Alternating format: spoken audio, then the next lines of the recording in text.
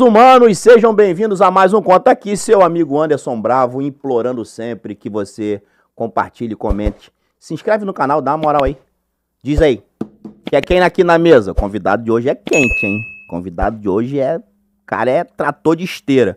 Agradecendo sempre a Didático Tech, essa parceria única. Hoje ele voltou. Fala, Davi! Fala, bebê. A voz, né? O som, o Ratinho tem um Sombra. O Silvio Santos tem um Lombardi, que é aquela voz que ninguém sabe. Eu tenho o Davi. Fala aí, Davi. Opa. É a voz que o pessoal fica curioso. Me abandonou um tempo aí. Oi, Bruna. Oi. Bruna também tá aí. A equipe da Didático Tech.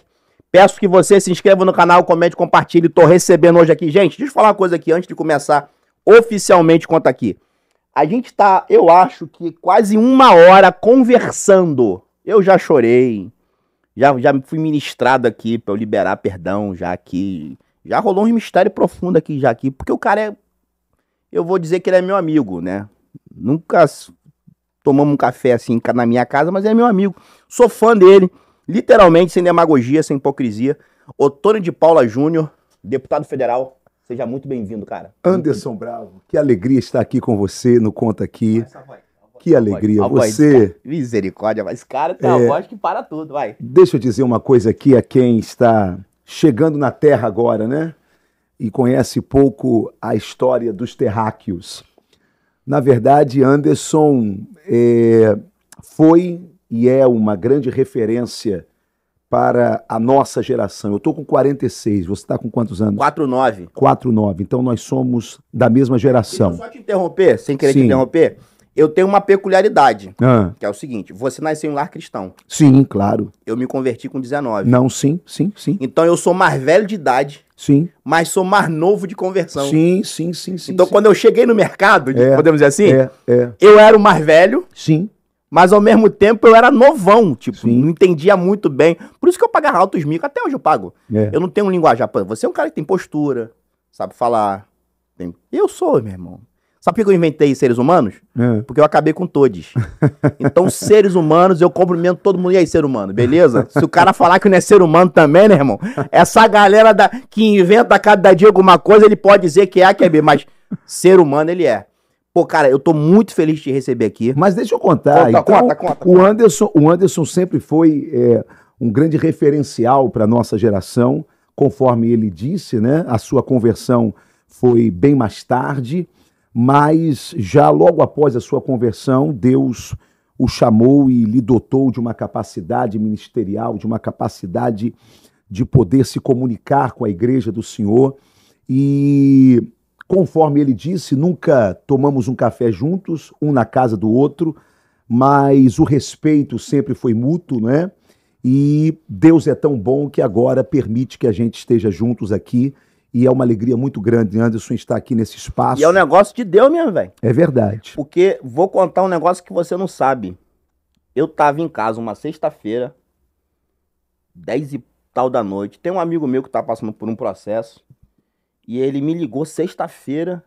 Ele, irmão, tô precisando de você. Eu disse, pô, mas pra que pra gente ir numa vigília. Eu falei, vigília? É muitos anos que ninguém me convida pra uma vigília. Sexta-feira. Região aqui da Barra, o cara te convidar pra uma vigília. Você falou, ainda tem crente na face da terra, né? Aí fomos pra vigília. Chegamos na vigília, meia-noite, cacetada já. Daqui a pouco quem entra? Vossa Excelência. Falei, rapaz, deputado vindo pra vigília, hein? Aí ele me viu, falou comigo, o irmão que tava comigo, disse, rapaz, tu conhece o Otônio? Eu falei, rapaz, eu conheço o Otônio quando ele tinha uns quilinhos a mais ainda. Você não tem noção, eu sou fã desse cara. E aí, foi Deus que proporcionou. Eu falei, cara, eu quero você no podcast. Verdade. E a gente aqui em off conversou muitos assuntos, assim, até de cunho emocional pra mim. Mas eu queria um pouquinho aqui que você falasse um pouco da tua história. Você é de uma família tradicional. Você é seu tio? O Osés de Paula. O Osés Eram 100 ovelhas, cara. Isso. Quem não conhece Eram 100 ovelhas tem que buscar a história Os mais antigos ainda lembram de Otoniel e Osiel, que era uma dupla conhecidíssima, passaram para o Senhor em um acidente automobilístico há 46 anos, né? Mas os mais antigos da Assembleia de Deus, principalmente... Começou a pregar com quanto tempo? Eu comecei a minha primeira pregação no altar, subindo no altar, foi com 9 anos, né? Foi uma festa de crianças ali na Baixada Fluminense, ali em Nova Iguaçu. no bairro, num subbairro ali chamado Três Corações ali. E ali eu comecei, né? Tudo na minha vida ministerial foi muito precoce, né? Com 13 anos eu era diácono da igreja, com 15 para 16 anos eu era presbítero da igreja, tudo solteiro. Com 17 anos eu fui levado como ministro mais novo das Assembleias de Deus no Brasil, pela CGADB. Com 18 anos eu já fui reconhecido pastor pela Convenção de Madureira.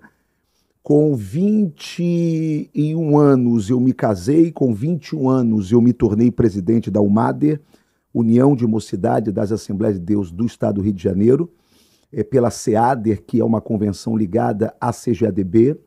Depois eu fui para a Confraderge, que é uma outra convenção ligada também aqui no Rio de Janeiro à CGADB. Para quem não sabe, CGADB é a Convenção Geral das Assembleias de Deus no Brasil.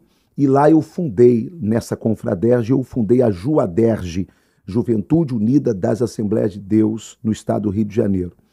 E até aí, com 21 anos também, assim que eu me casei, eu fundei o ministério que eu sou pastor hoje, vai para 26 anos, que é a Assembleia de Deus, Missão Vida, no Rio de Janeiro. O Otônio pregador que eu conheci, tava aqui em off aqui, contando um monte de histórias aqui, lembrando aqui, tem uma mensagem sua que, por incrível que pareça, eu tenho uma mensagem com o mesmo título, sim, na mesma passagem, e eu fui te assistir pra ver. Eu falei, o que esse cara achou ali que eu também não tinha achado? Elisama Eliade Elifelete. Ótimo. Entendeu? E como que você começou a perceber esse seu tino de liderar? Teve esse momento em que... Porque você sabe que, assim, o rito igreja, pra quem é filho de pastor, vai à igreja, certo? Sim. Mas como é que nasce? Você falou que começou a pregar com 9 anos. Sim. Até que ponto isso já era um chamado ou era bonitinho ver aquela criancinha pregando? A melhor definição de chamado que eu já ouvi e vi na minha vida é essa aqui. Chamado não é quando todas as portas estão fechadas e você só encontra a porta do ministério aberta. Chamado é quando todas as portas estão abertas e você só enxerga a porta do ministério. Isso é chamado. Então, eu sou chamado por isto. Hoje eu sou deputado federal, político de 3 mandatos, eu fui vereador aqui na cidade do Rio de Janeiro, estou pela 2ª vez como deputado federal, e eu vou te dizer uma coisa, meu irmão, com toda a convicção da minha alma. A política, para mim, é uma missão, mas o meu chamado é o altar. Tu continua aconselhando? Sim, sim. A missão, ela tem prazo de validade. O chamado é eterno. Não se pode olhar para trás quem colocou a mão no arado. Portanto, eu tenho muita consciência disso, de que a minha missão política, ela é temporária, ela tem prazo de validade. Tu tem essa consciência? Sim. Quando eu fui para lá, eu assinei um contrato de amor com o meu Senhor. Disputar reeleição para você é estratégico? Disputar reeleição para mim é saber se Deus ainda tem isso para mim. Porque você tem um negócio peculiar. No dia que eu perder... Eu não ia entrar nessa... Não, eu vou... Eu não volto, porque eu sei que Deus já encerrou. Porque no teu caso, eu fiz questão de anotar isso aqui. Eu não ia entrar nesse assunto agora, não. Eu ia jogar mais para frente, mas eu já vou entrar. Sim. O que é fato, e eu já participei de debates aqui no Politizando, quando o deputado Luiz Lima, eu trouxe o deputado Luiz Lima aqui, eu falei isso para ele o seguinte: você faz parte da galera bolsonarista. Sim. Que a gente vai daqui a pouco falar sobre isso. Sim. Então, em 2018, muita gente teve votos avassaladores por estarem colados com o Bolsonaro. Claro. 2022, muita gente ou não se elegeu, ou ganhou com a quantidade muito inferior de votos. Sim. Você é diferente. Sim. Com um adeno. Sim. Sem rede social. Sim. Então, em 2018, você teve 120.498 votos. Isso. Eu fiz questão de anotar. Isso. Em 2018, onda Bolsonaro. Sim. Otônio foi na onda Bolsonaro. Porém, em 2022, sem rede social, você teve 158.507 votos. Você teve mais votos na sua reeleição. Quase 40 mil votos a mais. É nesse ponto que você coloca Deus na história? Sim, e por quê? Primeiro que eu nunca fui do partido do ex-presidente Bolsonaro, né? Pô, Antônio, mas ninguém fazia o que você fazia. Eu Tu entrava em culto, ligava o celular e botava o Bolsonaro pra falar. Sim. Só você fazia isso. Isso até hoje. Até hoje? Eu não tem como chamar eu era agora, PSC, eu era PSC. Não chama ele aqui agora. Eu chamo, eu não sei se ele atende. Eu era PSC, não é? E ele era PSL. Hoje ele é PL e eu sou MDBista, né? MDB. E eu sabia que ao ir para o MDB, eu ia sofrer um certo desgaste. Por quê? Porque há uma tendência natural de que as pessoas votem no partido aonde está o presidente Bolsonaro. E eu fui para o MDB, que é um partido que historicamente foi o palco de grandes corrupções aqui no estado do Rio de Janeiro. Sérgio Cabral, Eduardo Paes na época, Pezão, Eduardo Cunha e tá, foram assim personagens, e sem querer fazer nenhuma crítica pessoal a eles, mas foram personagens de um momento muito ruim do MDB. E eu sabia que eu indo para o MDB, eu ia causar um certo susto em algumas pessoas. E eu sabia que algumas pessoas não votariam em mim porque eu estava indo para o MDB. Mas eu sabia também, e eu me lembro que eu fui até o presidente Bolsonaro, Anderson, e eu disse, presidente, eu estou indo para o MDB no Rio de Janeiro. Ele falou, que loucura, por que você não vem aqui para o PL? E eu disse, não, eu estou indo para o MDB. Um montão de corrupção lá, aqueles caras. Então eu falei, presidente, o senhor conseguiu santificar Valdemar Costa Neto e o PL?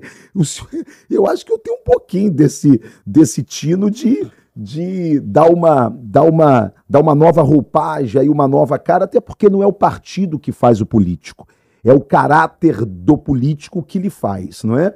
E eu fui para o MDB e, bem, então eu tinha contra mim, eu estar no MDB, que era a grande geni da política do estado do Rio de Janeiro. Você ganhou na geni, lembra disso? Você ganhou as eleições de 18 pelo PSC. Aí tu continuou nesse partido durante quanto tempo? Fui até a janela partidária, que é 6 meses antes da eleição. Aí lá eu fiz a transição para o MDB. Então você continuou o seu mandato já no MDB? Isso. Não é porque dos últimos 6 meses você faz essa transição. Eu fiz essa transição, então eu tinha contra mim. Eu estava no MDB, eu estava sem rede social, porque já tem 2 anos que Moraes mandou a Polícia Federal. Você continua sem rede social? Eu ainda continuo. Hoje eu sou o único parlamentar, o único político sem rede social. E aí é que está algo muito interessante. As pessoas, elas não sabem que eu sou o único político hoje de direita sem rede social. De que há 2 anos a Polícia Federal esteve na minha casa, não é? E que houve tudo isso comigo. E por que não sabe? Porque, na verdade, eu sou um filho bastardo do bolsonarismo. Então você não vai ver nenhum influencer bolsonarista me defendendo. Entendi. Ok? Por quê? Porque eu sou um filho bastardo do bolsonarismo. Eu não nasci no PSL, eu nunca fui do clã bolsonarista, não é como outros, não é como o próprio Luiz Lima, já tá de bem com o Jordi, não, isso é meu mano, isso é meu amigo, né? Eu chamei ele de anão de jardim e ele chamou de Kibe na época. Eu era gordinho, preto, aí ele me chamou de Kibe.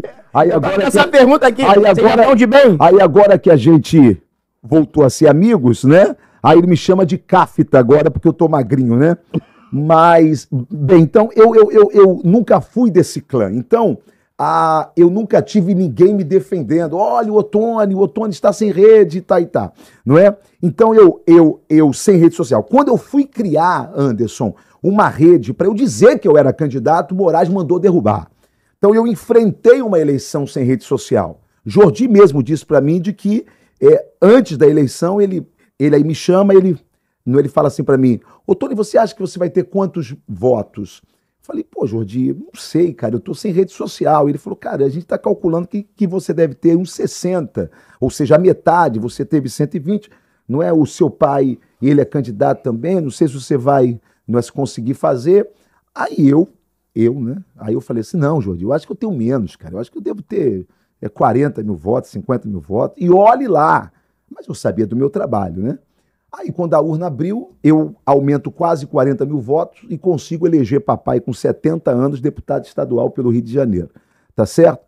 Agora, fruto de quê? Primeiro... Tu teve mais votos que o Jordi? Tive. Então era você que tinha que estar fazendo o curso Não, agora. eu tive porque o Jordi tá vendendo o curso Como Ganhar a Eleição. O cara sem rede social teve mais votos que tu, Jordi.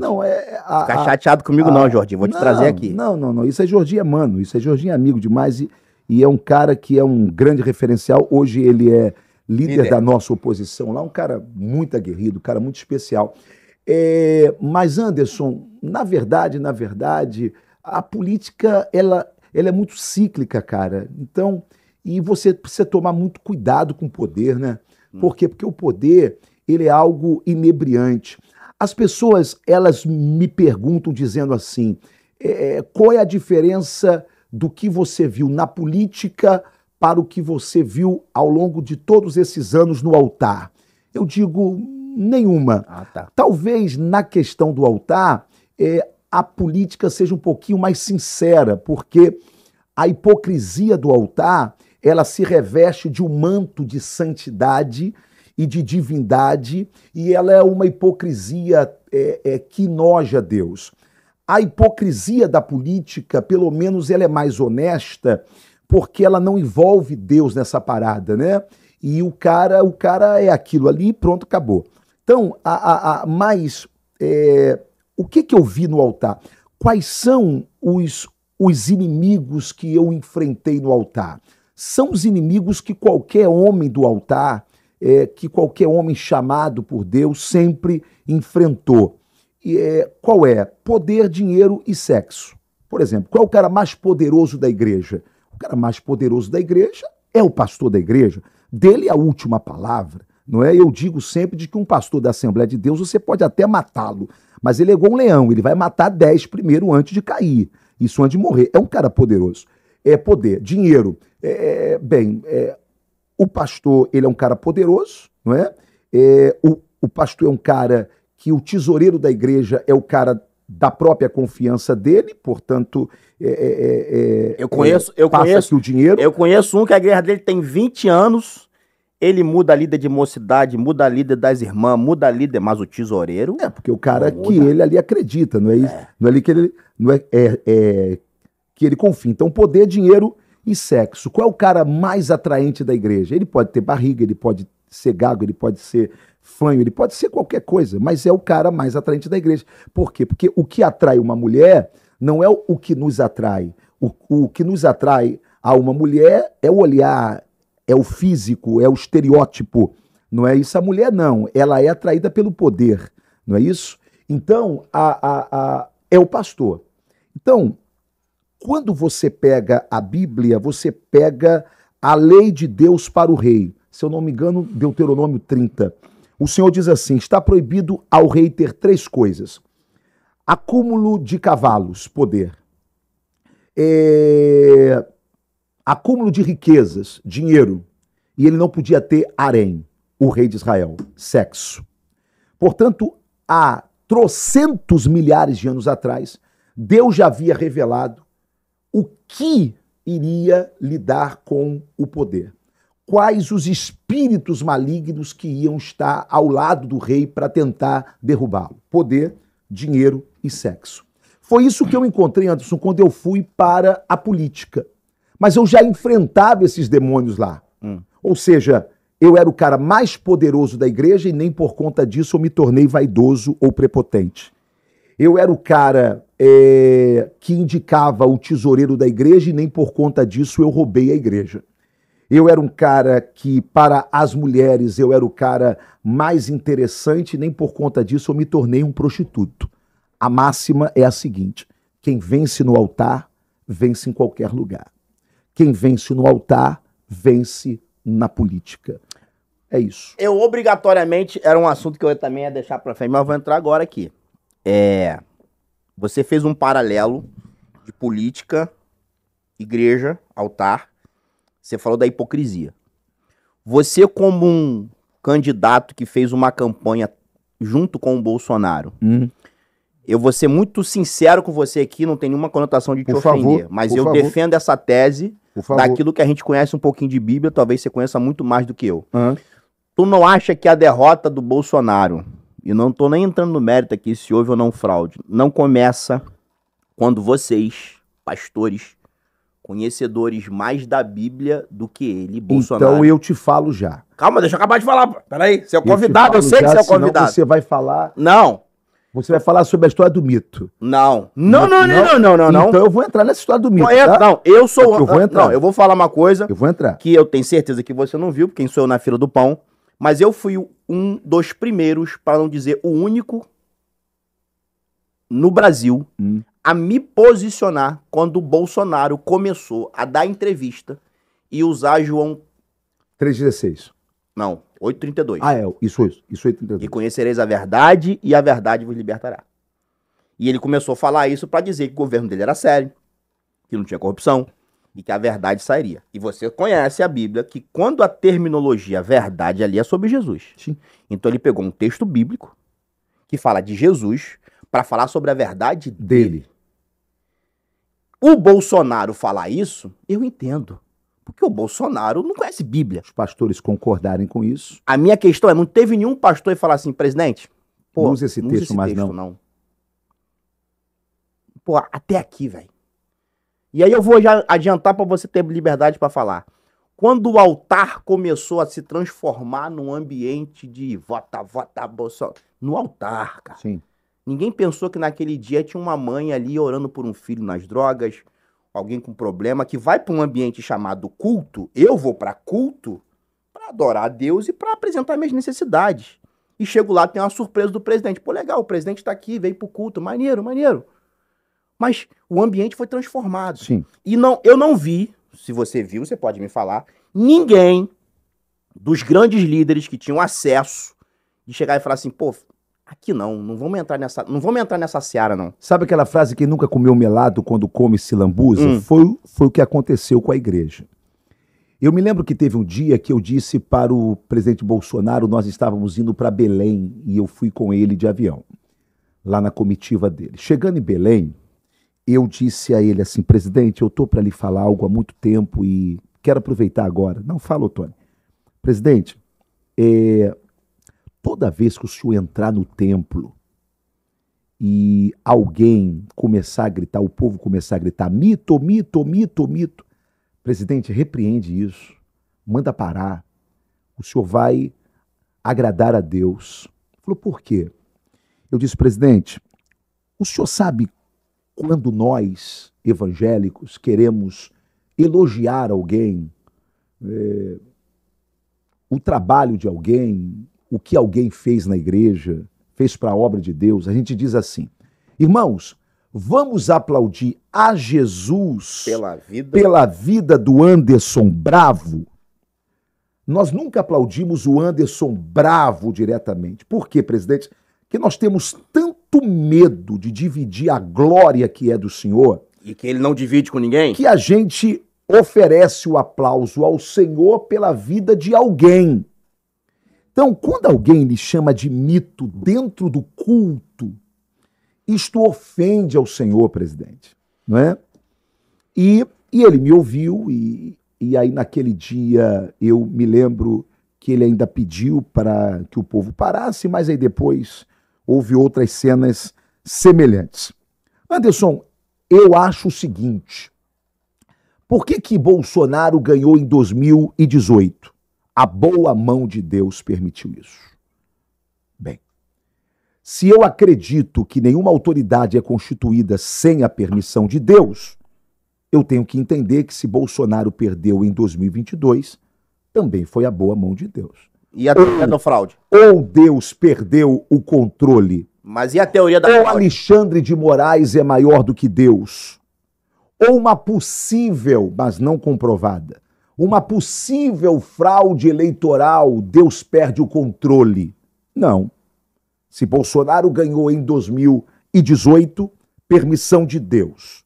Se Lula ganha em 2022, permissão de Deus. E aí eu vou dizer porquê da permissão de Deus, eu ousarei em pensar um pouco. E eu não estou dizendo que isto seja a resposta. Eu estou aqui pensando, eu estou contando aqui, não é? Como é o nome do seu podcast. Anderson, na verdade, nós levantamos um bezerro de ouro dentro da igreja chamado Bolsonaro sem a gente perceber. Então você, como pastor, que antes de ser deputado, me desculpa te interromper. Como pastor e como alguém que apoia o presidente Bolsonaro até hoje. Porque para mim isso sempre me incomodou muito. Sim. E o extremo, você sabe qual foi? Que foi usar Juízes 10:3 para fazer menção do nome Jair, com o número 22. Sim. E uma grande liderança que a gente sabe quem é, sim, pegou o microfone e citou isso e fez o povo aplaudir. Sim. E aí você sabe que Deus não divide a sua glória com ninguém. Sim. E depois usar a prerrogativa de, teve fraude, houve fraude, não sei o que, papapá, e aconteceu o que aconteceu. E o Brasil, você de repente pode até falar sobre isso melhor do que a gente, como tá essa CPI do dia 8, porque pessoas sinceras, honestas, porém, sem conhecimento, se permitiram ir para portas dos quartéis, fazer suas orações. Elas não são terroristas, mas elas são sem conhecimento. Mas a minha preocupação não são elas. São aqueles que detêm o conhecimento. E você sabe disso. Então você está reconhecendo que foi construído um bezerro de ouro chamado Bolsonaro. Não, eu não estou reconhecendo, eu estou dizendo dentro da minha percepção... Mas eles lá percebem isso? Dentro da minha percepção, como pastor, que é o que eu sou, não é? Eu sou radialista, eu sou hoje deputado federal, mas a minha formação ela é humana, ela é espiritual, ela é pastoral. Então, dentro da minha formação pastoral, eu entendo que nós cometemos esse erro, ou seja, o erro de transferir para Bolsonaro, certo? Algo que antes de Bolsonaro nós só fazíamos com o Senhor. Ou seja, quem cuida da igreja é o Senhor, quem manda na igreja é o Senhor, ainda que nós sejamos perseguidos, somos do Senhor, não é? Você sabe disso. Quando Bolsonaro surge, ele surge como grande protetor da igreja. E Deus não vai admitir isso. Tanto que quando Bolsonaro perde, eu me lembro que um presbítero chegou para mim, em uma dessas cidades aí do estado, e chocado ele me disse: "Ô Tony, vou lhe fazer uma pergunta como deputado federal." Eu disse: "Pode fazer." Ele, muito abatido, ele disse: "O que será da igreja do Senhor agora?" Rapaz, eu me choquei com aquela pergunta vinda de um presbítero. Eu disse: "O que será da igreja? Como assim, meu irmão? Agora que Bolsonaro perdeu, o comunismo virá. E agora?" Eu disse: "Irmão, a igreja nunca dependeu de Bolsonaro. Bolsonaro é que sempre dependeu da igreja para orar por ele e para votar nele, como exercício de cidadania. Mas nós nunca dependemos de Bolsonaro, não é?" Então, Anderson, eu acho que nós perdemos a mão aí. E, de alguma forma, isto afetou o Senhor, não é? Portanto, eu acho que houve uma espécie de mene tekel farsim. Tá certo? Fosse na balança. Isso. Então, houve uma ruptura temporal de algo que não precisava parar naquele momento, não é? E que atitude do rei, fez a mão descer do palácio e escrever na parede, parou, finalizou o que não precisava finalizar aqui. Mas a igreja aprendeu a lição? Não, eu acho que toda vez que a igreja... Olha só, a igreja só aprende o que o altar ensina. Quando eu falo a palavra igreja, eu falo liderança. Portanto, se a liderança não fizer essa autocrítica, e essa autocrítica, meu querido Anderson, que eu faço a mim também, não é? Quando eu pego alguns históricos, não é? comportamentais que eu tive durante esses 4 anos, certo? Na defesa do presidente Bolsonaro, na defesa daquilo que ele defendia e que boa parte era o que eu defendia enquanto princípios, certo? Eu não agiria hoje da mesma forma que eu agi naquele momento, naquele calor da emoção. Ora, eu preciso fazer essa autocrítica, tá certo? Que nós vivemos um momento do Brasil, não é? De resgate dos nossos valores. E aqui, Anderson, eu não faço nenhuma crítica ao presidente Bolsonaro, porque a crítica que eu estou fazendo aqui é a igreja, é a nós líderes, não é? Conforme você falou. Eu falei. Ele é um ignorante na fé, tá certo? Então isso não cabia a ele, isso cabia a nós. Lembra daquela história do prefeito, que alguém dá o microfone pro prefeito e o prefeito fala, vai construir igreja bonita assim lá no inferno? Sim. Lembra disso? Sim. A culpa não foi do prefeito. Sim. A culpa foi quem deu o microfone pra mão dele falar num ambiente culto. Sim. A gente tem que aprender a fazer essas separações.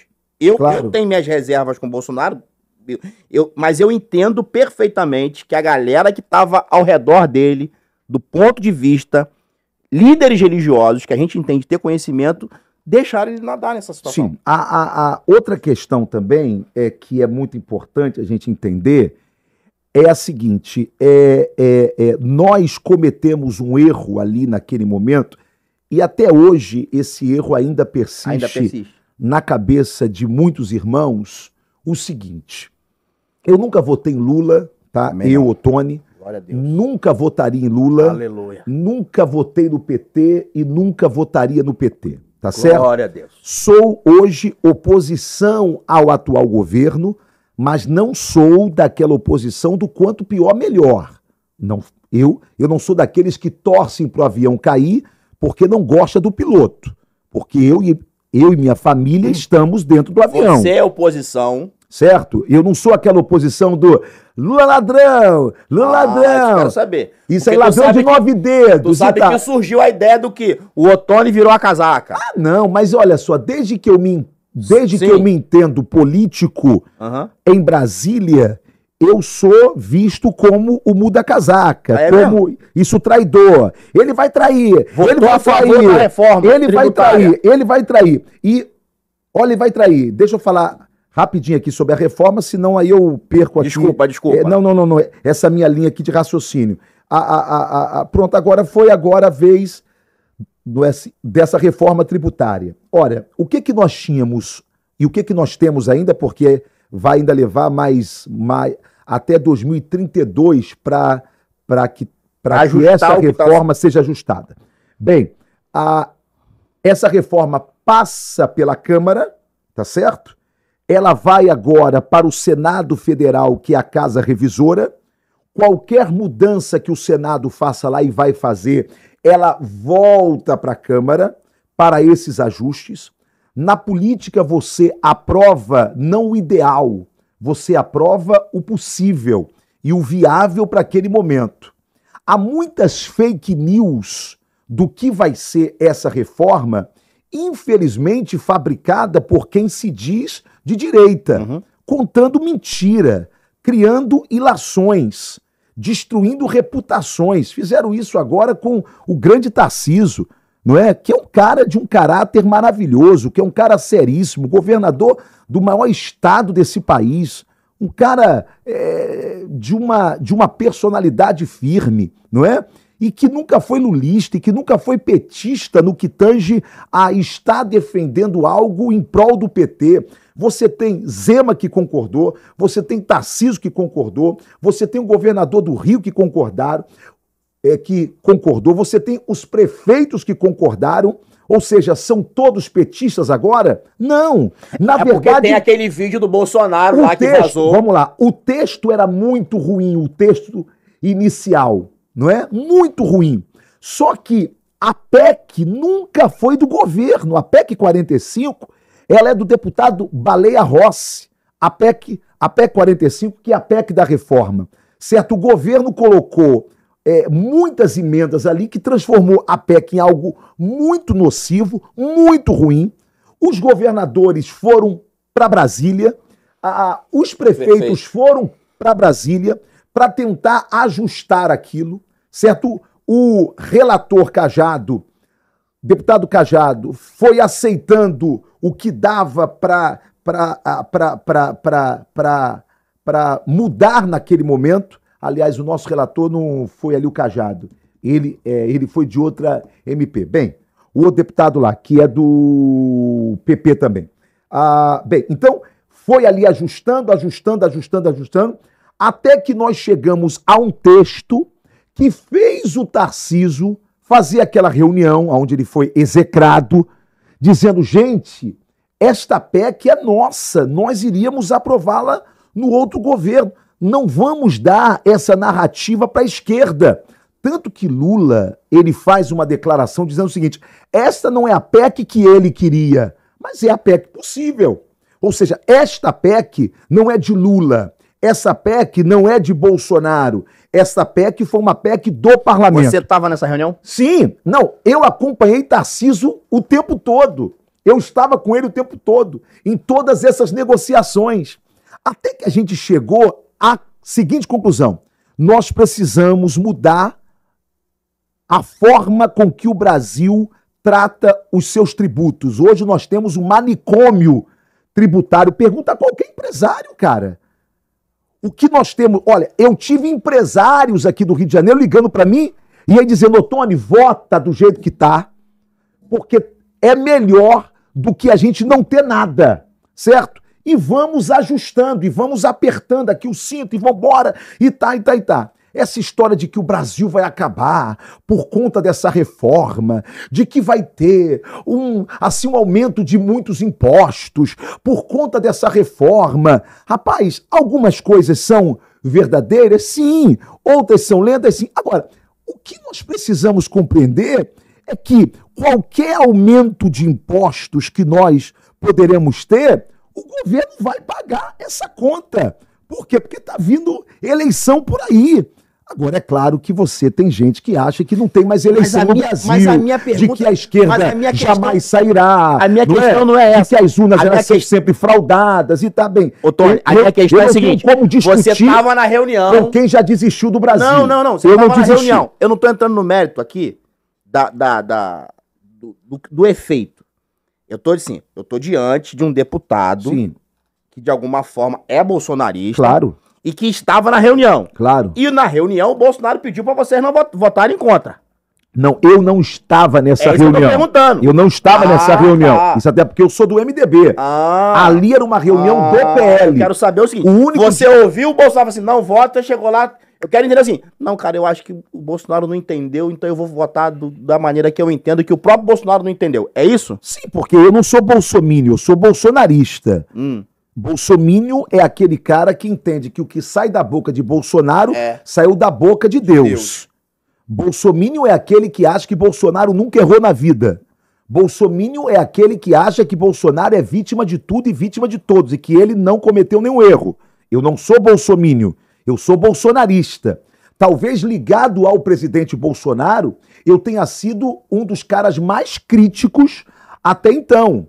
Fui eu que tive coragem de dizer, saiam da porta dos quartéis, porque vocês serão presos e não haverá ninguém que possa defendê-los. Fui eu que disse. E eu fui execrado. E depois aconteceu exatamente o que eu tinha falado. E por quê? Porque eu estava no segundo turno e eu não estava em casa, curtindo a minha reeleição. Eu tenho vídeos aqui. Eu estava no Nordeste, viajando o Nordeste inteiro. Pedindo voto pro Bolsonaro. Eu pedi pro presidente Bolsonaro, faça um vídeo para mim, porque eu vou pegar a minha esposa e nós vamos viajar pelo Nordeste. Com meu custo, com meu dinheiro. E sair viajando todo o Nordeste. Para quê? Pra defender aqui, ó. Olha aqui. Aqui, Ceará, ó. Aqui, Ceará. Olha só, rapidinho. Ó. Ceará, meu irmão. Aí eu saí aqui do Ceará, aí lá vai eu igual maluco pra onde? Alagoas. Tá aqui, meu irmão. Pergunta quem é que fez isso. E aí fica Não. E aí ficam uns otários. Sim. Ficam uns otários, uns Zé Minhocas, querendo que eu prove Fidelidade. Primeiro que eu tenho fidelidade à minha consciência. Segundo, eu tenho fidelidade à minha família. Fora Deus, né? Terceiro, eu tenho fidelidade à minha nação. Eu sou Bolsonaro por acreditar que este é o cara mais sério que eu já vi na política brasileira. Este cara, eu posso testemunhar sobre o caráter desse cara. Por isso é que eu tenho orgulho de dizer, estive ao lado dele, mas nunca poupei de crítica. Nunca. Quando ele assinou aquela tal Carta à Nação, redigida pelo ex-presidente Michel Temer, que tem até elogio ao Alexandre de Moraes ali, eu subi na tribuna e disse, presidente Bolsonaro, eu não sou contra a união entre os poderes. Mas que carta é essa que só um assina? Cadê o presidente do STF que não assinou? Cadê o presidente do nosso Congresso Nacional que não assinou? Por que só o senhor que tem que assinar essa carta aqui? Aí eu disse assim, presidente Bolsonaro, seus conselheiros estão lhe aconselhando mal. Presidente Bolsonaro, leão que não ruge na hora certa vira gatinho. Eu disse na tribuna, apanhei, o Antônio vai trair. Irmão, eu não tenho vocação para ser bajulador. Eu tenho vocação para ser fiel. Eu não concordo com tudo que a minha mulher diz. Eu não concordo com tudo que meu pai fala. Eu não concordo com tudo que o meu bispo manda eu fazer. Pede para eu fazer, me orienta. Por que eu não posso discordar do meu bispo? Posso discordar da minha mulher, do meu pai, da minha mãe, mas de Bolsonaro não. Quando você discordava do Bolsonaro, na frente do Bolsonaro, qual era a reação do Bolsonaro? Hã? Quando você discordava do Bolsonaro, na frente do Bolsonaro, qual era a reação do Bolsonaro? Primeiro, normal, né? Ficar 3 dias afastadinho ali, tá? Daqui a pouquinho estamos juntos. Mas ouvia e botava em execução? O quê? O que você falava? Ah, não. Alguma coisa assim. Ó, quando eu falei agora que essa viagem... Você não é obrigado a concordar comigo. Que essa viagem dele pra fora do Brasil foi um erro. Foi papo de frouxo. Erro, porque ia colar nele frouxidão. E colou. Quando ele resolve ir, aí eu dou uma entrevista, porque eu não conseguia falar com ele. Eu falei, então eu vou dar entrevista, porque vai chegar. E aí a entrevista foi, a viagem do presidente Bolsonaro beira covardia. Ele pode até viajar, que é um erro, mas ele tem que dar satisfação ao povo, a quem está na porta dos quartéis. Aí me ligaram de lá. Pô, o presidente ficou chateado. Eu falei, meu irmão, eu só estou tentando defender ele. Por quê? Porque Lula foi preso e ele sabia que Moro iria mandar prendê-lo. Falaram para ele, ó, vaza, que Moro vai te prender. Lula falou assim, não, eu vou ficar aqui. E foi preso. Dentro da prisão, chegaram para ele e aí disseram, fizemos um acordo, você vai sair com tornozeleira. Ele disse, só sai daqui com a minha dignidade. Pô, um cara como Lula, meu irmão, envolvido em corrupção. Mas é aquilo que a gente fala, todo mundo sabe. A esquerda sabe fazer coisas que a galera da direita não sabe fazer. Ele soube suportar. Ele soube suportar, certo? E eu não tô aqui defendendo Lula, não. Não, pô. Certo? Bolsonaro, mas se Bolsonaro fosse preso, já que você gosta de Bíblia, os filhos das trevas são mais prudentes que os filhos da luz. Sairia maior. Sim, pô. Do que aquele que foi, não é porque ficou essa imagem, deixou os seus. Ô, Tony, eu sou da linha que e até a faixa presidencial ele tinha que pegar na mão, olhar dentro do olho assim, sabe qual é? Tipo assim, aquela coisa tipo assim, meu irmão, o Brasil não tá perdido não. Aí alguém olha, alguém diz assim, mas a fraude, irmão, eu lamento muito informar, se você for perguntar, ô Tony, você acredita em fraude? Eu vou dizer sim. Agora, ô Tony, você tem como provar? Não. Se eu não tenho como provar, se as Forças Armadas, que são as Forças Armadas, poderiam provar, se o presidente Bolsonaro, que disse ter provas, não conseguiu apresentar as provas, somente algumas ilações, né? Isso aí mostrando, ilações não, indícios, mas não a prova. Irmão, então nós temos que superar esse discurso e avançarmos, meu irmão. Avançarmos. Nós precisamos parar com essa ideia de que acabou o Brasil, acabou, não. Temos que ir embora. Que acabou o quê, meu irmão? A propósito, um passarinho me contou que tu é pré-candidato a prefeito do Rio de Janeiro. Eu sou pré-candidato a prefeito do Rio de Janeiro. Serei pré-candidato a qualquer coisa enquanto Deus quiser que eu seja. Por quê? Porque eu entendo que o nosso papel, nós que somos pessoas que queremos o bem, nós que somos pessoas que temos a filosofia de Cristo no nosso coração, os princípios cristãos que regem a nossa vida, que é o amor ao próximo, nós precisamos entender que o nosso papel é de sal. Sal. Jesus disse assim, o mundo jaz no maligno, ou seja, o mundo está morto na sua malignidade. Mas o mesmo Jesus que disse isso, ele disse que nós somos o sal da terra. O que é isso? Que analogia é esta? Pega uma carne e deixa no tempo. Ela vai ficar podre, sim ou não? Sim. Pega uma carne, unta de sal. A famosa charque, carne seca, ela vai ficar podre? Vai, mas vai levar muito mais tempo. O sal não impede o apodrecimento. O sal retarda o apodrecimento. É isso que a gente faz quando a gente resolve ir para a vida pública. Ninguém vai para a vida pública achando que o Ottoni deputado vai impedir que o mal se instale. Não, a profecia final vai se cumprir. O mundo jaz no maligno. Não tem político que impeça, político de direita, conservador, cristão. Não tem. Vai se cumprir. Só que o dia e a hora da volta dele, ele não disse. Portanto, ele pode voltar daqui a 5 minutos, daqui a 5 dias, daqui a 5 anos ou daqui a 50 anos. E a pergunta é, que país que eu deixarei para os meus filhos se ele voltar a 50 anos? Que país que eu deixarei para os meus netos se ele resolver voltar daqui a 50 anos? Então, eu preciso ser resistência ao mal.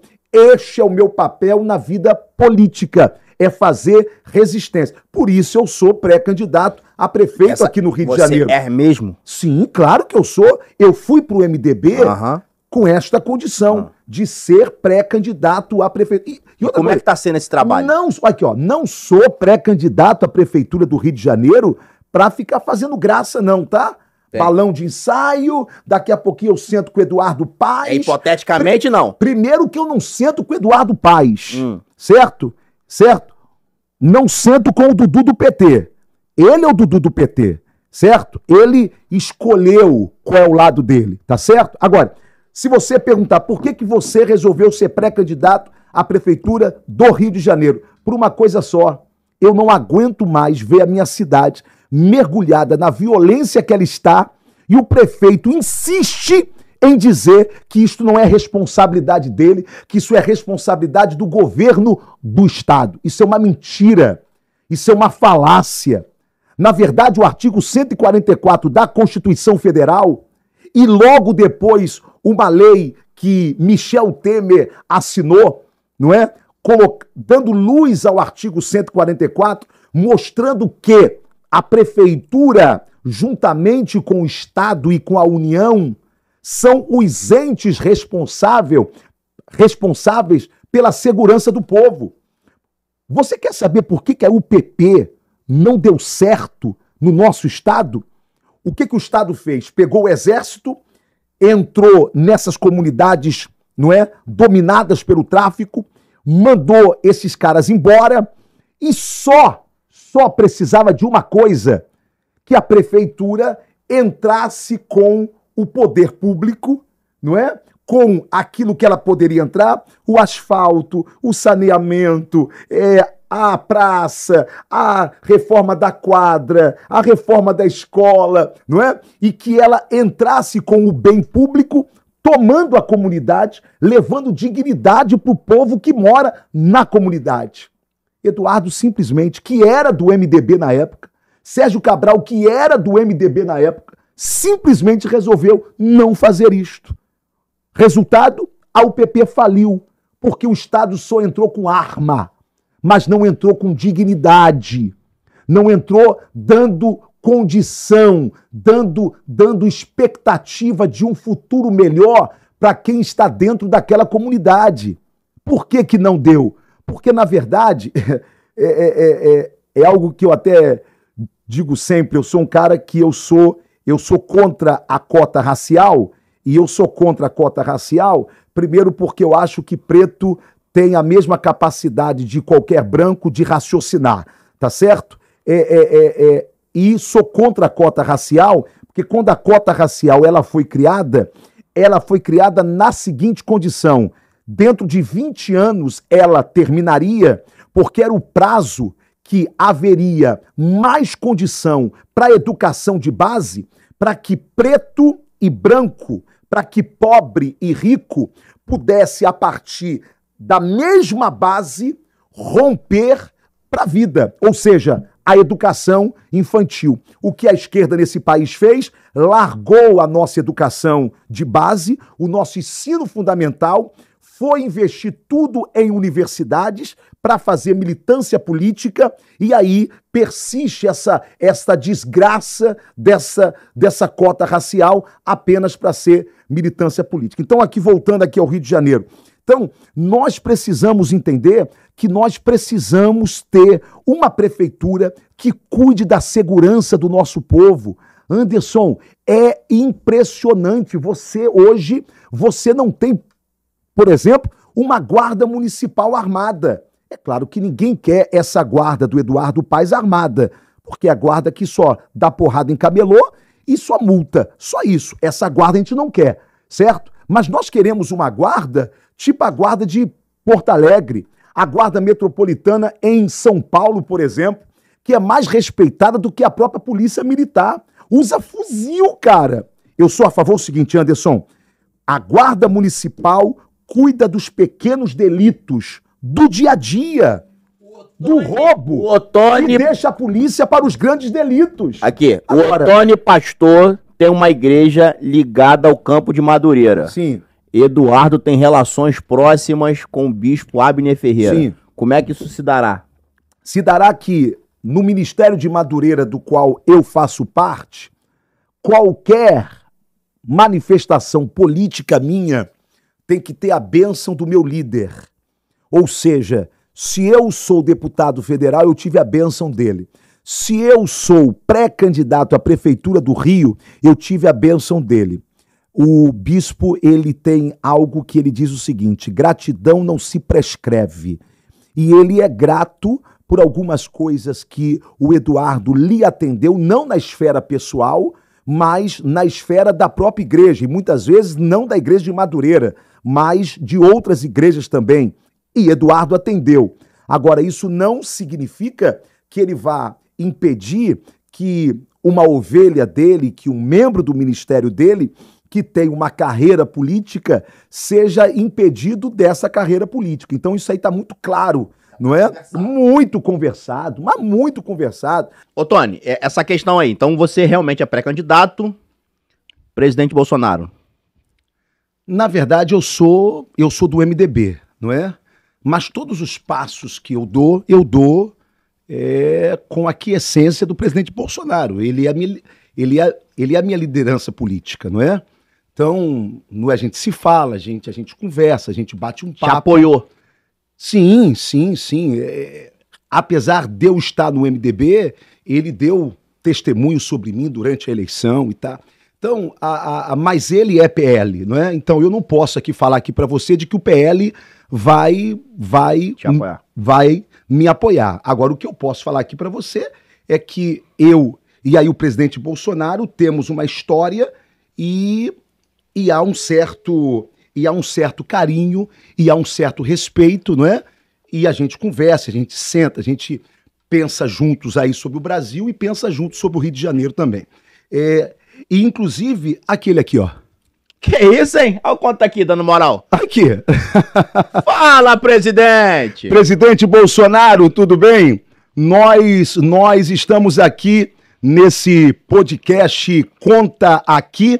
Deixa eu lhe apresentar aqui o Anderson. O Anderson Bravo é quem toca aqui esse podcast. Ele vai lhe cumprimentar aqui e vai abrir aqui o espaço para o senhor poder falar aqui também. E é um podcast de grande audiência aqui no nosso estado aqui do Rio de Janeiro. Anderson, fala aí com o nosso presidente. Presidente, o senhor tá bem? Agora tudo bem. Mas tá podendo. Agora o senhor tá podendo comer cachorro-quente? Não, de vez em quando dá uma fugida aqui. Tá conseguindo encontrar tempo pra comer cachorro-quente? Posso comer sim. Presidente, eu quero agradecer a sua participação. Confesso pro senhor que eu já lhe bati algumas vezes, viu? Já falei algumas coisas que eu não concordava com o senhor, mas lhe respeito, lhe admiro. E eu tenho uma história engraçada que quando o senhor ganhou em 2018, um desses muitos 7-1 que aparece na nossa vida, falou que era muito amigo do senhor e que ia conseguir eu ir na sua casa. Eu fiquei na porta da sua casa até 3 horas da manhã e o cara falar, tô chegando aí, e eu fui embora.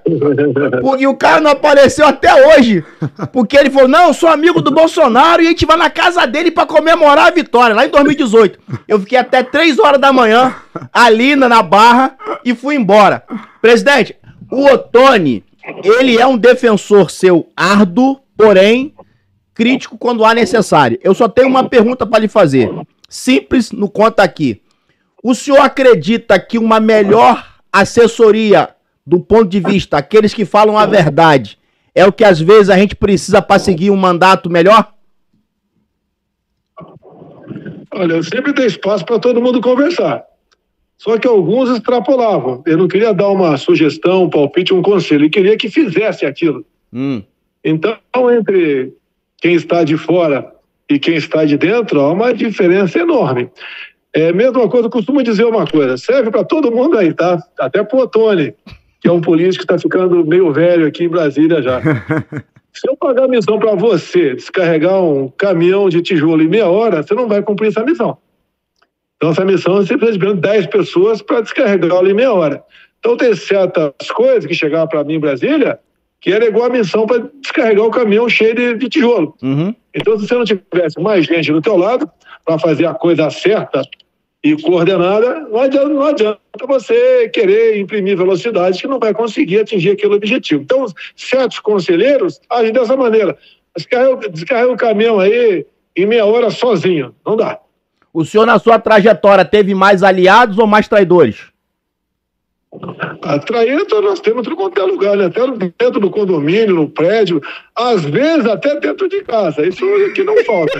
Quem é o traidor? O traidor é aquele cara que quer estar no teu lugar, mas não quer se esforçar para chegar lá.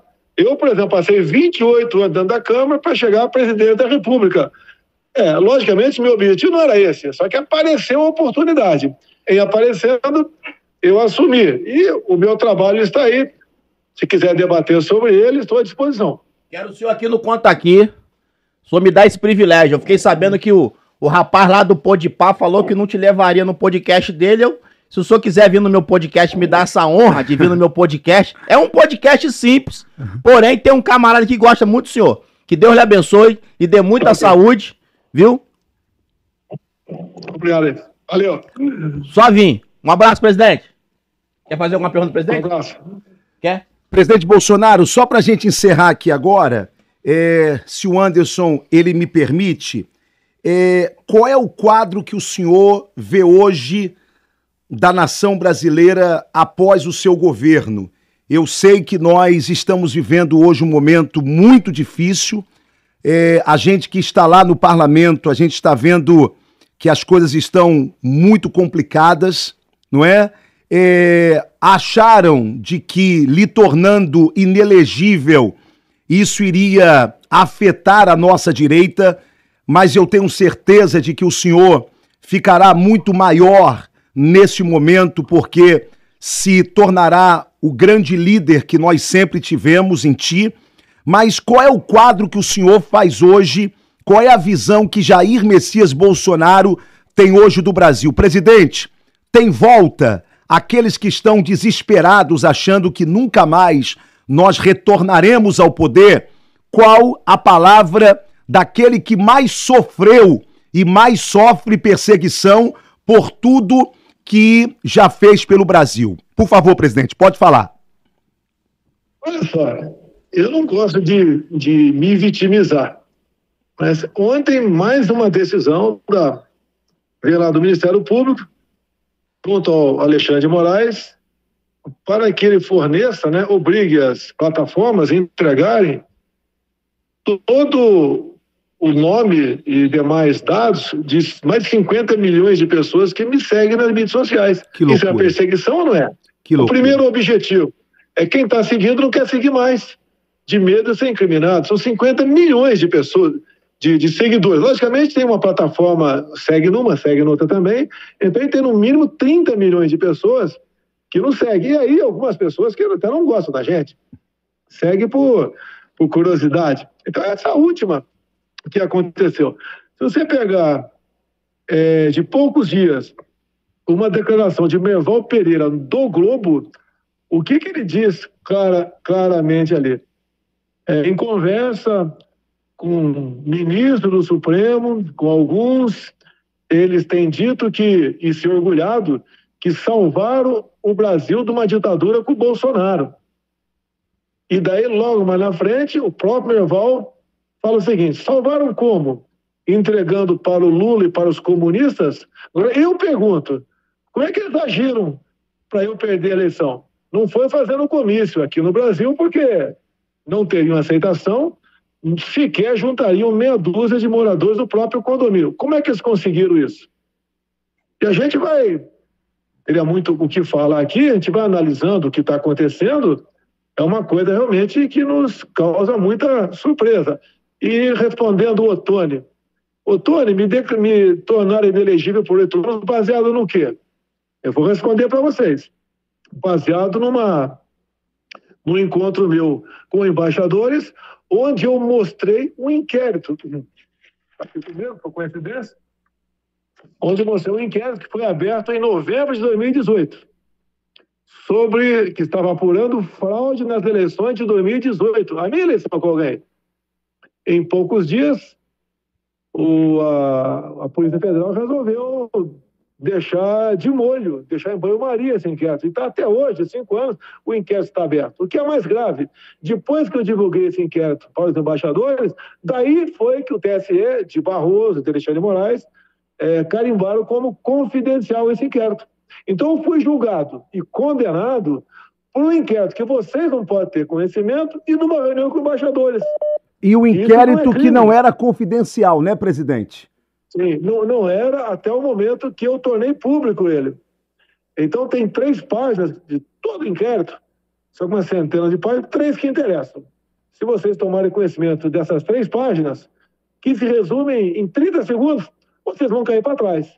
Agora, por que eu não vou divulgar para vocês? Porque se eu divulgar agora, já que o próprio Ottoni falou aí, ele passou a ter uma chancela de confidencial. Daí sim, eu estaria incorrendo em crime. Mas, por outro lado, qual é o papel da Justiça Eleitoral? Nas próprias palavras do Gilmar Mendes, lá atrás, em 2017, quando julgou a chapa Dilma Temer, que o papel da Justiça Eleitoral não é caçar mandatos, e sim garantir eleições confiáveis, seguras e limpas. Ou seja, um festival de contradição, cujas contradições eles usam para condenar alguém a ficar inelegível. É o meu caso no momento.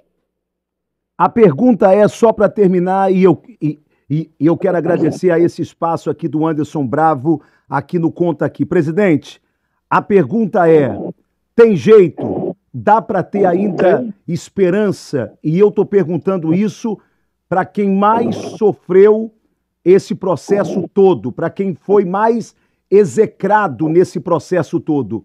Tem esperança, presidente? Tem, tá? E apenas contando mais uma. A semana passada, o Tribunal de Contas do Trabalho quer que eu seja demitido do partido. Como eu não tenho mais direito político, nem mané eu sou, que eu não tenho direito político, eu não posso trabalhar num partido político. Agora, tem. Ô, Tony, você sabe, tá? Você é evangélico, é cristão, só a morte que não tem jeito. Eu só abandono o meu ideal se me enterrarem um dia. Por enquanto, eu estou na UTI, respirando por aparelhos. Mas vou colaborar com o meu país enquanto vivo e forças Deus me der. Amém, presidente. Muito obrigado, Anderson. Muito obrigado por esse espaço dado ao presidente. As portas, a mesa, o estúdio do Conta Aqui está aberto pro dia e a hora que o senhor quiser. Ok. Um abraço. Um abraço. Valeu, presidente. Obrigado. Um abraço aí pelo espaço. Um abraço. Tchau. Que é fato, o homem tem moral. O Ottoni tem moral com o cara, isso aí é inegável. Ele, tipo, matou e mostrou, né? Foi lá e ligou, e isso é interessante. Ottoni, essa sua relação com o Bolsonaro, como é que ela nasce?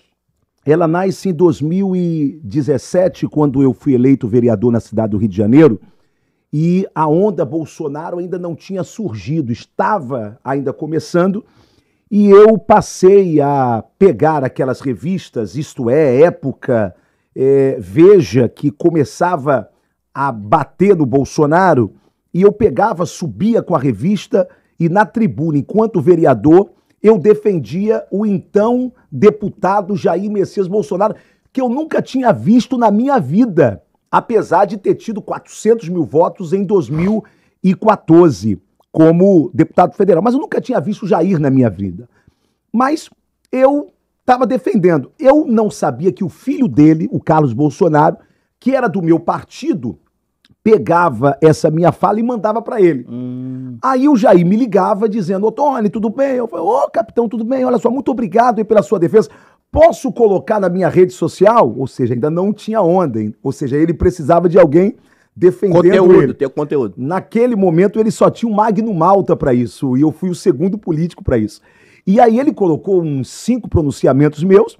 Isto criou um densamento entre o eleitor bolsonarista e eu, que era então vereador, e aí eu vim candidato a deputado federal, não pelo PSL, pelo PSC, porque eu não sabia se eu ia ganhar ou não.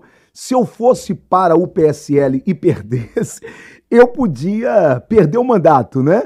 Então eu continuei lá no PSC e tive os mais de 120 mil votos em 2018. E sabia que a única coisa que o meu eleitor pediu a mim foi: fique ao lado de Bolsonaro se ele for eleito presidente da República. Seja fiel. E eu cumpri durante 4 anos o que o meu eleitorado disse. Repito, fazendo críticas, não é? Opinando contrariamente em alguns pontos, indo até o presidente dizendo: não, presidente, isso aqui não é isso, é o que ele falou, não é? Tem muita gente que faz a crítica, mas quer impor, não é? Ou quer ser aquele conselheiro dono da verdade. Eu não, de maneira nenhuma. Teve dias que ele ficou chateado comigo? Pode ter tido dias, não é? Como eu também, normal. Eu nunca tive um cargo de Bolsonaro. Eu nunca tive um espaço no governo Bolsonaro. Essa era a pergunta que eu não queria calar. Ele nunca me deu... Quando você saiu em 2022 agora, você falou que você nem curtiu a sua reeleição. Tu já pegou o avião e partiu. Nordeste. Tinha alguma coisa programada? Algum ministério? Alguma coisa não, nada programado. Fidelidade. Bolsonaro nunca me prometeu nada. Fidelidade. Eu sou um cara que, olha só, eu nunca fui bolsonarista por Bolsonaro. Eu sou bolsonarista porque eu conheço o Bolsonaro. Ele é esse cara aqui. Esse cara que fala a verdade. Esse cara que não tem filtro. Um dia, quando essa perseguição no STF começou contra ele, eu fui até ele e eu tenho como testemunho meu filho mais novo, o Israel. E eu cheguei para ele lá no Alvorada e aí eu disse assim: presidente, rapaz, o senhor precisa ter um escritório aí de advocacia que tenha entrada no STF, porque o seu advogado, ele não tem entrada. Ele olhou no meu olho e disse: com que dinheiro, Ottoni? Eu parei e falei: com que dinheiro o quê, presidente? Com que dinheiro eu vou contratar um escritório de advocacia em Brasília, Ottoni? Você já viu quanto é que é? Rapaz... Tu tava falando com o presidente. Não, eu me choquei. Falei: mas eu tô falando com o presidente da República. Mas peraí, ele não paga o escritório como presidente. Ele paga no CPF dele, do Jair. E eu fiz as contas, realmente não dá para pagar. Então eu tive um choque, porque eu sabia que eu estava com um cara honesto, apoiando um cara... Mas eu tive a prova, naquele momento ali, muito cabal, de que é um cara sério, de que é um cara que não usa máscara, de que ele é aquilo ali, gostando dele ou não, mas ele é aquilo ali, não é? Se ele peca, peca pela sinceridade, peca pela transparência, peca querendo acertar. Por isso é que eu sou bolsonarista. Por isso que eu não sou bolsomínio. Não sou bolsomínio. Não sou bajulador desse cara, eu sou fã desse cara. Eu acredito nele, como ele acredita em mim. Por isso é assim que ele A gente vai voltar pro Rio de Janeiro. Eu tenho 2 perguntas sobre 2 assuntos que me chamou a atenção, que eu vi que você fez parte. Um é o seguinte. Eu vi um vídeo seu na igreja do apóstolo Valdemiro Santiago. Sim. E uma fala sua de defesa. E eu fiquei curioso. Sim. O que fez um pastor... Eu sei que você é deputado todo mundo. Claro, claro. Mas um pastor de uma linha Assembleia de Deus. Sim. Né? O que fez você sair em defesa do Valdemiro? É outro que eu conheço. É outro que eu acredito. Tu acredita no Valdemiro? Sim, não tenho dúvida da honestidade do caráter dele, certo? Repito, ele pode errar como eu erro também. Mas ele pode errar na plástica. Mas ele não erra na essência, tá certo? Na plástica que eu falo é o lado comportamental. Pode exagerar aqui uma coisa, exagerar em outra e tá. Mas é muito simples o cara que é mau pegar o que eu falo e fazer cortes. Tirar dentro de um contexto. Deixa eu dizer aqui uma coisa. Vá numa reunião de Valdemiro. Qualquer reunião que ele tá lá com milhares e milhares de pessoas. Jesus curando, paralítico andando, cego vendo, e eu tô lá vendo. Rapaz, você sabe que o momento mais apropriado para que você faça o ofertório, que é a contribuição individual, é naquele momento em que o culto está bem, em que as pessoas estão bem. Ali no meio do culto, você dá aquela palavra de ofertório e faz o ofertório, né? Você nunca deixa isso pro final do culto, que o povo já está indo embora, ouviu a palavra. Enfim. Amigo, esse cara não faz ofertório. Ele acaba, ministra, entrega pro bispo dele, já no final, o bispo faz um ofertório ali muito rápido, e aí eu fui questioná-lo. Eu disse, apóstolo, por que o senhor faz isso? Ele falou assim, irmão, é que eu esqueço, na verdade.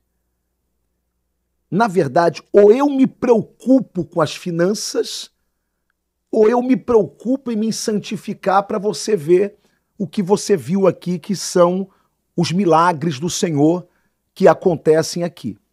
Então, Anderson, eu só defendo quem eu conheço. Eu só parto para cima, mesmo contra tudo e contra todos, para defender quem eu sei pela seriedade que é digno de defesa. Eu não defendo por bajulação.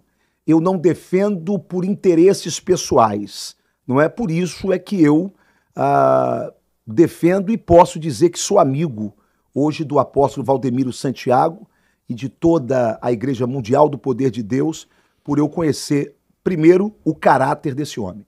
E a minha outra pergunta, para a gente voltar à prefeitura aqui rapidinho, e aí eu quero ouvir do pastor Ottoni. Você participou do podcast do Monark. Ah, tá. Né? E eu vi aquele menino, me deu uma tristeza. Eu sei que ele sofre muitas perseguições, mas eu, por incrível que pareça, eu assisti aquele podcast com um olhar pastoral. Um menino angustiado, com uma angústia, assim, uma revolta, uns sentimentos, assim, estranhos. Pra você foi só um podcast ou você também teve essa percepção? Pra mim foi uma das experiências mais marcantes da minha vida. E até hoje ele é motivo das minhas orações, tá, Anderson? Porque Monark é uma das cabeças mais brilhantes que essa geração tem. É um cara de um conhecimento assim maravilhoso, mas é uma alma vazia, né?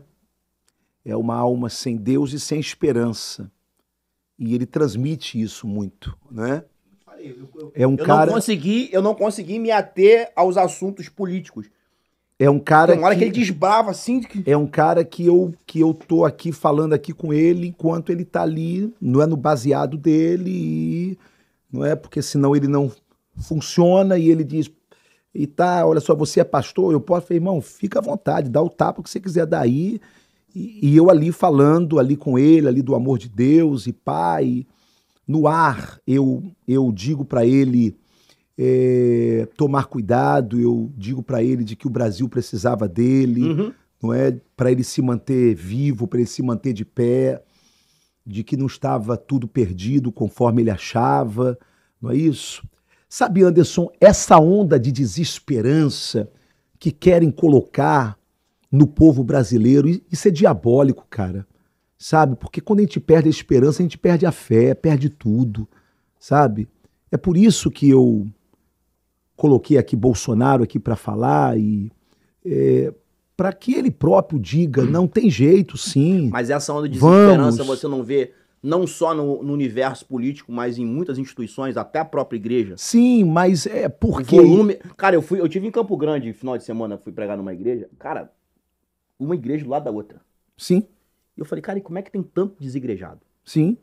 Sim. Porque as pessoas estão desesperançosas. Decepções com liderança, sim. com a instituição. Sim, então, sim. Quando eu olho pra desesperança... Eu trouxe aqui, desculpa te interromper, o Thiago Marreta, lutador de MMA, que foi do UFC. E aí, a gente conversando sobre essa questão de quando o cara perde, o povo vai lá pra rede social, critica, eu falei assim, ô Thiago, a gente tá perdendo referências. Isso. A gente não tem mais um Ayrton Senna. Isso. A gente não tem mais um Pelé. Isso. Né, na área esportiva. Então, quando você encontra alguém, isso, você gera expectativa. A gente não tem mais um Guga. Isso. Né, um Xuxa, um nadador que te desperte, um Oscar do vôlei. Então, quando você encontra um desportista que tem uma probabilidade de elevar o nosso nome, a gente gera expectativa e joga tudo nele. E quando o cara perde, a gente se frustra. Você concorda comigo? É que é o que aconteceu com a maioria dos cristãos e dos conservadores e da turma aí da direita que votou em Bolsonaro, não é? Quando ele perde a eleição, com todas as críticas que se pode ter, não é? Mas quando ele perde a eleição, é como se nós viéssemos de uma onda de desesperança, não é? Parte do povo brasileiro começou a ter esperança e de repente leva uma pá de cal, não é? Então, é isso que está acontecendo, mas eu acredito, primeiro, que o trono não está vazio, Deus ainda está nele, né? Amém. E que Deus não perdeu o controle desta nação e de que nós precisamos compreender de que precisamos nos manter vivos no processo. Eu vi o Ottoni vereador, o vereador Ottoni, subir na tribuna e falar sobre essa questão do nosso carnaval. Sim. Das escolas de samba. Como é que o Ottoni, prefeito do Rio de Janeiro, vai lidar com isso? Muito simples, muito simples. A gente amadurece também, né? Muito simples. E eu quero te agradecer por esta oportunidade. Primeiro, eu sou particularmente contra o financiamento público de qualquer movimento que não seja público, ok? Qualquer movimento de ordem particular. Por exemplo, eu sou contra o financiamento público da Marcha para Jesus, eu sou contra o financiamento público do movimento da Parada Gay e eu sou contra o financiamento público do Carnaval no que tange às escolas de samba no Sambódromo. Eu acho o seguinte, ainda que as escolas de samba tragam turistas para o Brasil ou para o Rio de Janeiro, ainda que haja todo o movimento econômico por conta do carnaval, tá certo? Mas eu parto do seguinte princípio: a escola de samba, ela tem dono. Dono. Na sua grande maioria, os contraventores são os donos, são os proprietários das escolas de samba. Bem, a pergunta é,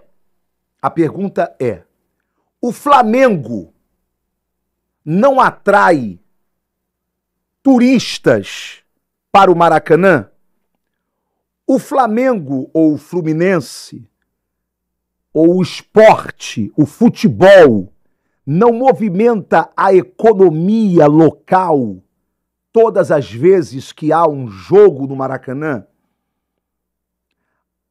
A pergunta é: você é a favor de que a prefeitura invista num clube de futebol como o Flamengo, por exemplo, de grande aderência popular, com a seguinte premissa: nós estamos colocando dinheiro público no Flamengo porque toda vez que o Flamengo joga, os bares vendem mais, os hotéis enchem, porque vem gente de Manaus, gente de outros lugares, e isso movimenta a nossa economia. Bem, se você é a favor da prefeitura investir no Flamengo, ou no Fluminense, ou no Botafogo, ou no Vasco, todas as vezes que eles jogarem, porque isso movimenta a economia da cidade do Rio de Janeiro, então, ok, você concorda de que a prefeitura invista nas escolas de samba, colocando 2 milhões em cada escola de samba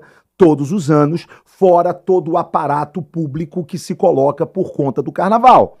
Tá certo? Só que ninguém é a favor que se coloque dinheiro público no Flamengo. Por quê? Porque o Flamengo tem dono, porque o Flamengo, ele é uma instituição privada, mas a escola de samba também é. Agora, eu sou a favor de que todo esse dinheiro que é colocado na escola de samba, que o pobre não vai assistir, que o pobre que está lá dentro está sambando, e para estar sambando ele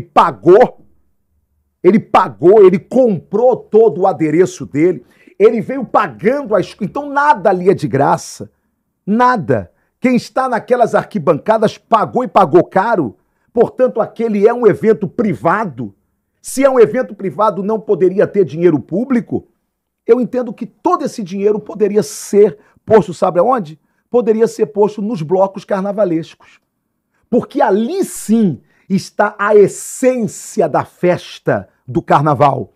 Ali sim precisa de um incentivo público. Coloca ali. Portanto, eu não sou contra a festa. Tanto que se você me perguntasse, não me perguntou, mas eu já estou me fazendo a pergunta e já estou lhe dando a resposta, se eu entregaria, por exemplo... A chave pro rei Momo. Claro que eu entregaria. O que tem entregar? Aquilo é um simbolismo de festa.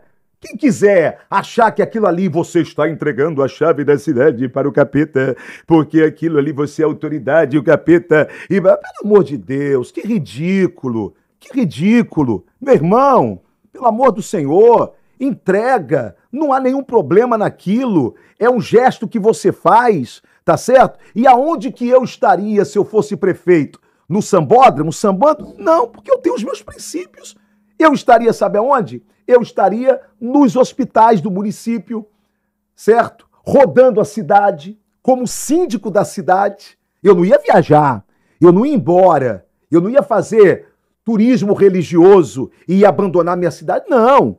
Por quê? Ô Anderson, não se pode misturar. Não ia vender o camarote. Não se pode misturar, certo?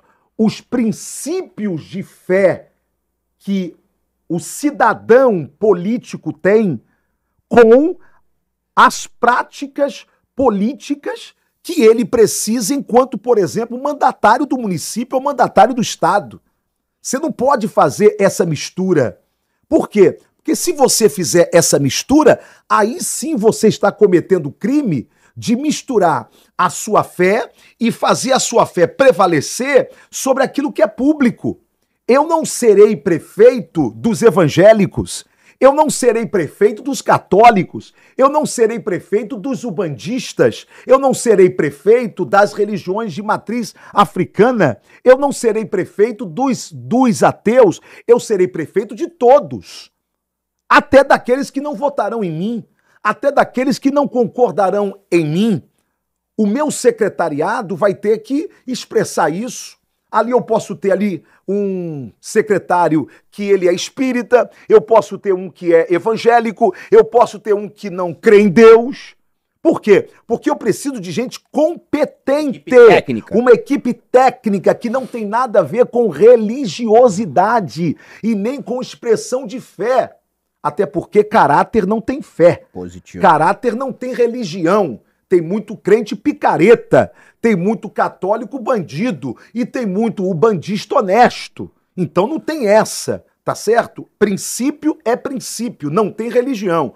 Então, meu amigo, misturar essas coisas traz dano à cidade. Então, quando eu falo sobre dinheiro público no carnaval, eu não estou falando contra o carnaval e não estou dizendo que eu, enquanto síndico dessa cidade, que respira carnaval, que respira cultura, eu daria um tiro no pé, sendo contra o berço cultural do Brasil, o berço do pagode, o berço do samba, não é? É aqui é a caixa de ressonância da cultura brasileira. Tendo dito isto, a minha única crítica é: até quando você vai colocar dinheiro de hospital, dinheiro de merenda escolar, dinheiro que é para coisa pública naquilo que é privado? Se eu for eleito prefeito da cidade do Rio de Janeiro, eu cancelo esse dinheiro imediatamente? Não. Por quê? Porque não se cancela da noite pro dia algo que aquela organização está ali acostumada. Mas saberiam que nós iríamos fazer um processo de desmame, tá certo? Vamos desmamar e contaria com o prefeito da cidade para transformar a escola de samba, o sambódromo, em algo autossustentável ao longo do ano. Por que o sambódromo, aquele patrimônio público, o berço do samba, só é usado no período de carnaval? Não! Vamos fazer ali uma grande oficina. É uma pergunta, que gere dinheiro o ano todo. Tiaguinho do Pagode fez a tardezinha no Engenhão.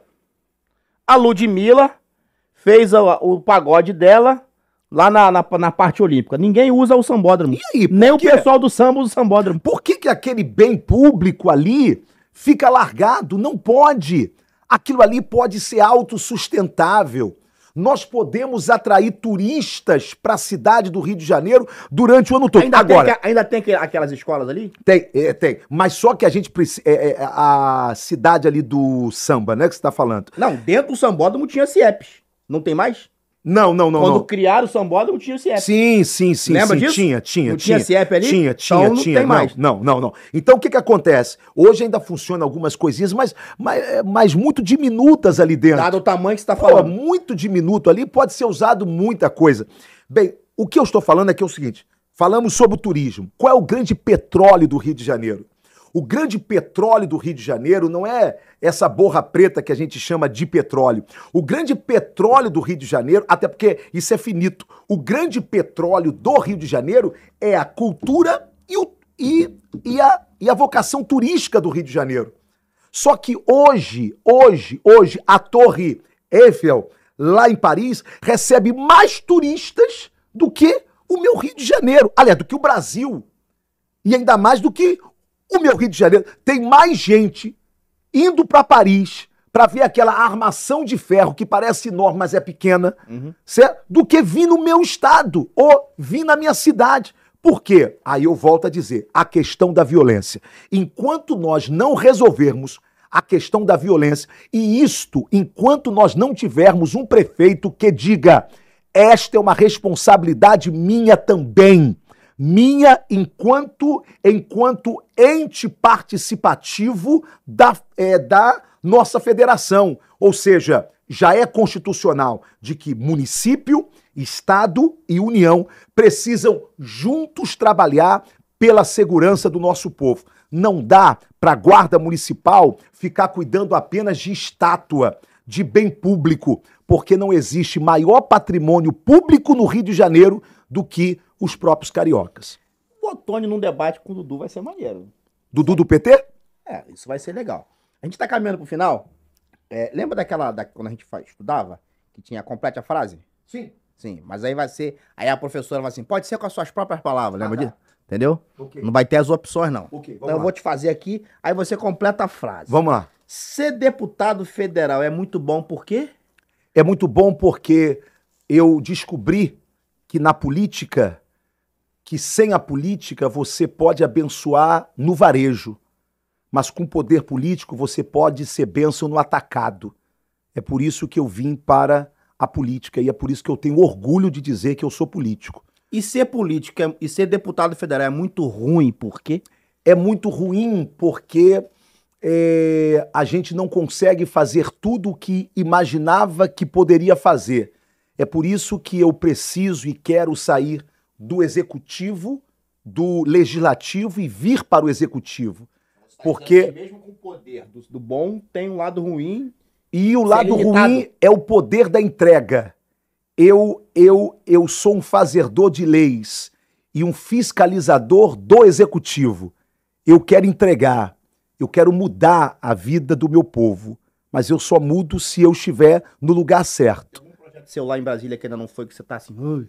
Sim, tem. Quer falar aqui?